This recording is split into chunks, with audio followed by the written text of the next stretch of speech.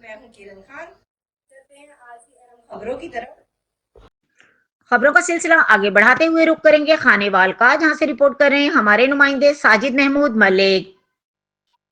Pakistan railway police خانے وال کی بڑی کارروائی، لاکھوں روپے مالیت کا چوری شدہ ریلوے مٹیریل برآمد کر لیا گیا اور ملزمان گرفتار.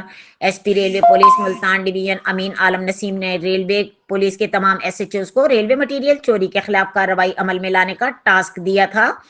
ریلوے پولیس خانے وال انسپکٹر خالد محمود سائم نے اپنی ٹیم کے ہمراہ گزشتہ روز رات کے مخبر کی اطلاع پر ریڈ کرتے ہوئے ٹرک نمبر LEC 1671 کو ریلوے کی چوری شدہ مٹیریل کے ساتھ پکڑا. 2 ملزمان قمر عباس اور دلدار حسین کو موقع پر ہی گرفتار کر لیا گیا اور ملزمان کو عدالت پیش کر کے ان کا جسمانی ریمانڈ حاصل کر کے تفتیش کا آغاز کر دیا.